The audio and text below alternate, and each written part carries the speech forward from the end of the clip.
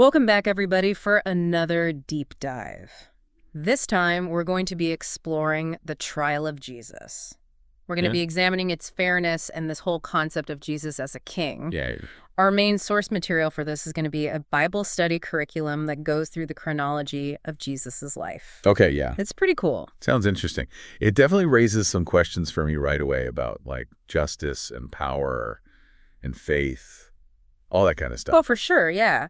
And right away, this study kind of highlights something that I thought was really interesting. Okay. It says that Jesus's arrest was premeditated. The religious leaders decided he was guilty before there was even a trial. Yeah, that is very important because it really shows that there was no due process. If you think about it, in our modern legal systems, a huge part of having a fair trial is that we think that you're innocent until proven guilty. Right. But in this case, it seems like they already decided that he was guilty. Yeah. Which makes it even more weird, some of the other details that the study points out. Like, for example, it mentions that Pilate's wife has a dream about Jesus and tells Pilate to leave him alone. Huh. Interesting. So what do you think about that detail? Well, dreams were a big deal back then. Right. People thought that they were messages from God. So I think that her dream, in the context of this study, could mean that there was some supernatural power trying to change things. That's interesting. Okay, so we've got these religious leaders, they're already against Jesus, and then you've got this potential message from God through the wife's dream. Right. And this is all before the trial even starts, but then the study points out that it gets even more complicated when Pilate himself gets involved. Yeah, so what's really interesting here is that even Pilate, who is the Roman governor, he says that he thinks Jesus is innocent. The study even quotes him calling Jesus a just person. Oh, wow. So it makes you wonder, if Pilate's wife and Pilate himself seem to think that Jesus is innocent, why did they end up killing him? Yeah, I mean, that's the question. So to try to get at that, I think we need to look at what the study tells us about Jesus's family, like who he's descended from, Okay. especially his connection to King David and the tribe of Judah. Yeah. What's the deal with that? Okay, well, to understand all of this stuff about Jesus, it's really important to understand where he came from. Right.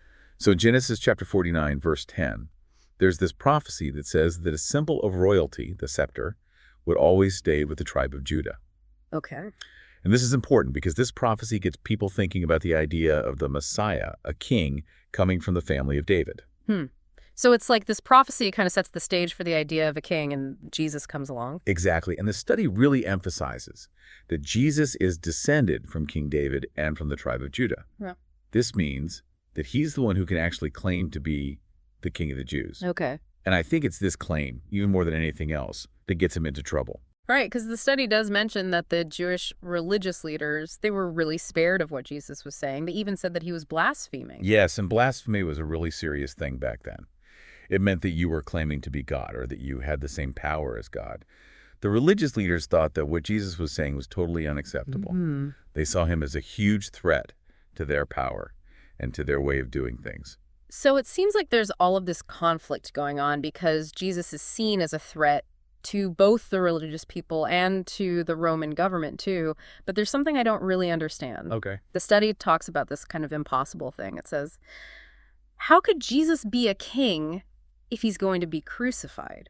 Yes. I mean, that doesn't sound like a very good king. That is where things get really interesting. The study brings this up on purpose. Okay. It wants us to really think about what it means to be powerful and have authority. What if Jesus, being king, wasn't about having power like everyone else? What if it was something totally different? Okay, you've got me interested now. I want to hear more about this. So what kind of king was Jesus claiming to be, and what does that have to do with his trial and being crucified? Right. Yeah, it seems like we're about to understand something big here. You got it. This study really challenges us to think about what it means to be a king in a different way. It asks, but just how could King David's throne go on and on if Jesus was to be crucified? Right. It's a good question. It really is. It's easy to think of a king as someone with a big crown and sitting on a throne with an army. Right. But it sounds like the study is pointing to something much bigger than that. Yeah, and that's why it's super important to understand the situation when Jesus was making these claims. Remember, he wasn't saying he was a king like the Romans or anyone like that. Right, so if he wasn't like a normal king, then what kind of king was he? What was he in charge of? That's the big question we're trying to answer here. The study doesn't give us all the answers, but it does give us some hints. We already talked about how the Jewish leaders said that he was blaspheming. They thought that he was challenging their authority as religious leaders. Right, because blasphemy means saying that you're God or that you have the same power as God. Exactly. So we can see that part of Jesus being king was about being a spiritual king. Okay. He wasn't just going against the government, he was going against the entire religious system. But if that's the case, why did the Romans arrest him? I mean, shouldn't that have been something that the Jewish leaders dealt with? Well, here's the thing. The Romans were fine with people having different religions. Okay. But they didn't like anything that they thought might threaten their power. Anything that could cause problems, even if it was just about religion, would make them nervous. So even though Jesus wasn't trying to start a war or anything, the Romans still thought that his idea of a spiritual kingdom was dangerous. Exactly. And that's why Pilate, the Roman governor, sentenced Jesus to death. He couldn't risk having any rebellions happening, Right. even if he thought Jesus was innocent. Yeah, you're right. He had to keep things peaceful and under control. That makes sense. It really shows how complicated power was back then. But it still seems strange that Pilate would actually kill someone he said was innocent. It's like he was sacrificing Jesus just to keep people happy and prevent any trouble. Yeah, that's a really important point. In a lot of ways, Jesus' trial wasn't really about what was fair or what the law said. It was about power, who had it, who wanted it, and who was willing to use it, even if it meant doing bad things. That's kind of scary. So even though Pilate said that Jesus was innocent, he still had to condemn him because of all the pressure he was under. Right. It's a sad example of how people in power can use that power to get rid of people who challenge them. It is. Even if those people are just talking about their beliefs and not trying to start any political trouble. And that brings us back to Jesus and the idea of him being a spiritual king. The study suggests that his death wasn't just a bad thing that happened, but it was part of a bigger plan. I see. Well, I guess this is where we should point out that this study comes from a particular religious perspective. Right. It has its own way of understanding things based on certain beliefs. You're right. We need to be honest about that. We're not saying that this is the only way to understand what happened to Jesus or what he meant when he said he was a king. Right. But we are trying to understand what this study is saying.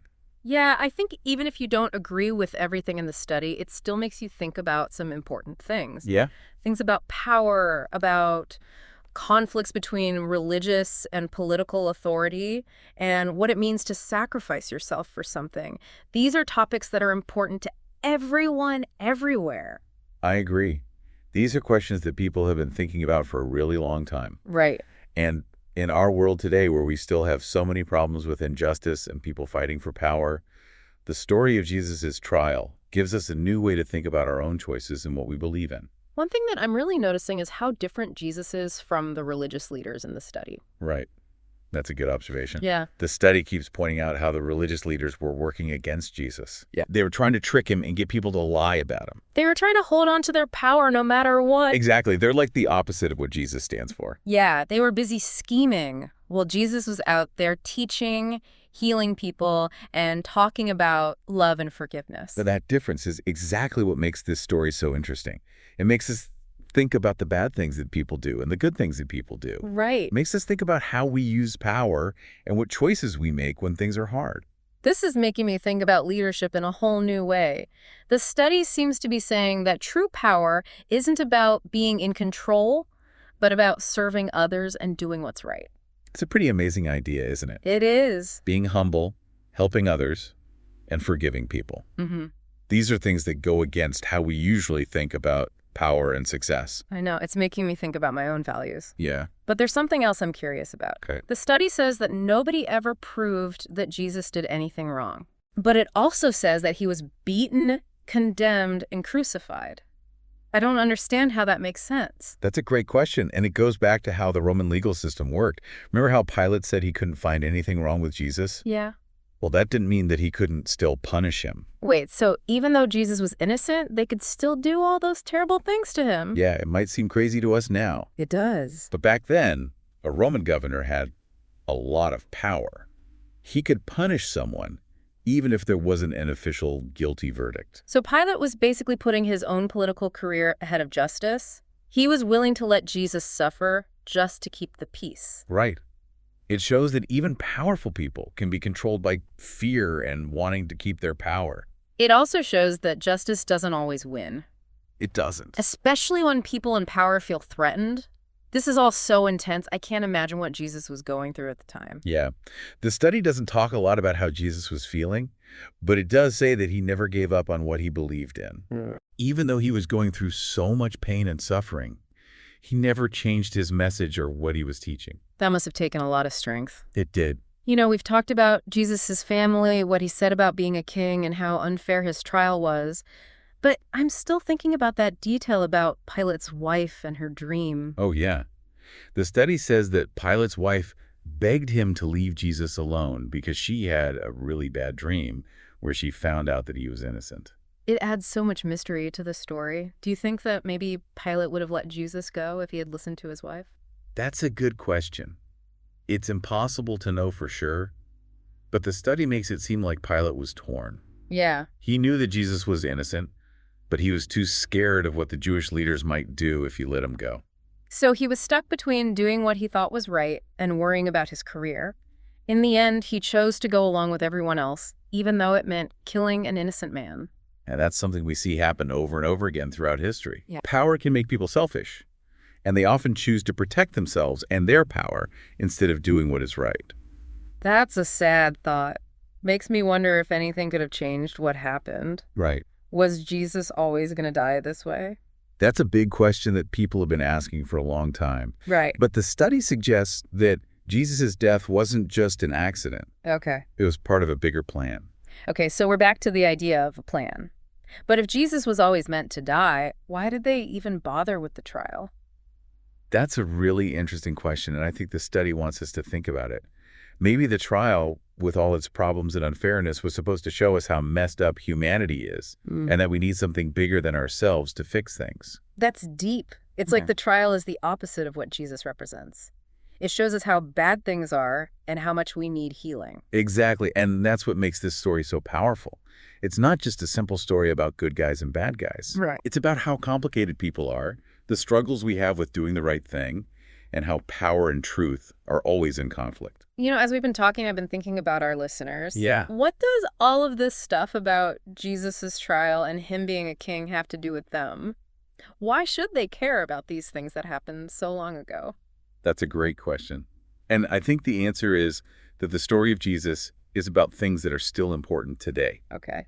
Whether you're religious or not, Jesus' trial makes you think about justice, truth, and what power really means. Yeah, it makes you think about what you believe in, how you treat other people, and what you're willing to fight for, even when it's hard. Exactly. Yeah. This isn't just about learning some history. It's about asking big questions that are still important in the world today. It's about looking at yourself and deciding what kind of person you want to be and what kind of difference you want to make. You got it. The story of Jesus' trial helps us see some uncomfortable truths about ourselves and the world we live in. It makes us think about how we use power and what decisions we make when things are hard. It also reminds us that being strong isn't always about using force or being in charge, but about being kind, doing what's right, and being willing to stand up for what you believe in, even if it means you'll suffer. It's a message that's just as important now as it was thousands of years ago. I agree. It can inspire us to live better, more courageous, and kinder lives. I love that. This deep dive is giving us a plan for how to deal with life and leadership, showing us that real power comes from being humble, serving others, and always looking for the truth. Right. It's a plan that asks us to think about power in a new way, a way that's based on love, fairness, and respecting every single person.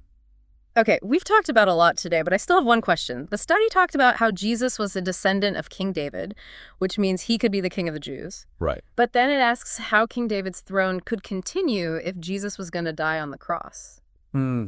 What's the answer to that? Well, that's the big question, isn't it? It is. And the study doesn't tell us the answer yet. It wants us to keep thinking about the mystery of Jesus being king. It definitely leaves you wanting more. It does. I guess we'll have to keep going with the study to see what else we can learn. We will. Yeah. But for now, it's good to think about that question. Yeah. If Jesus wasn't a king like other kings, then what kind of kingdom did he create? Right.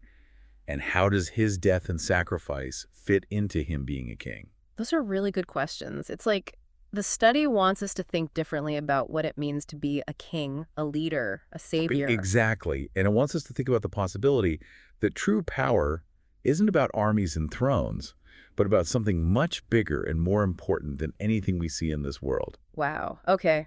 I'm definitely hooked. I can't wait to see what else we learn in this study. I know it's going to be fascinating. Yeah. And the things we discover could change how we see everything, ourselves, and what power really is. Wow. It really does feel like we're following a trail of clues, and with each one, we just find more questions. It's true. And that's what's so great about really getting into a topic like this. It's not about having all the answers right away. Right. It's about asking those hard questions and coming to your own understanding. Yeah, I think the study is really trying to get us to think differently about what it means to be a king. We've talked about how Jesus' kingship wasn't like a regular king with power over land and people, but something more spiritual. But what does that actually look like? What is a spiritual kingdom? That is the big question here, and it's something that people have been thinking about for a very long time.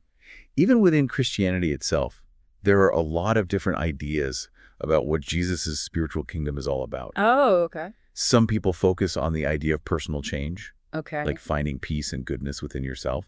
Others think it's more about making the world a fairer and more caring place. They see Jesus' teachings as a call to action to create a better society. So it sounds like there's not just one right answer. Right. It's about figuring out what makes the most sense to you. Exactly. Mm-hmm. And that's what I think is so cool about this study. It doesn't say, this is the only way to understand things. Yeah. Instead, it lets you explore different ideas about what it means for Jesus to be king and what that means for you personally and for all of us together. So as we finish up this deep dive, what's the most important thing you want listeners to remember? Well, I think the big things is that the story of Jesus' trial and him saying he's a king makes us really think about how we see power and leadership. It encourages us to think about a different kind of power, one that's not about force or being in charge, but about being humble, serving others, and loving others. That's a really important message, especially today when it seems like everyone is focused on being the best and having the most. It's so easy to get caught up in those things, but the study reminds us that real power often comes from things we can't see.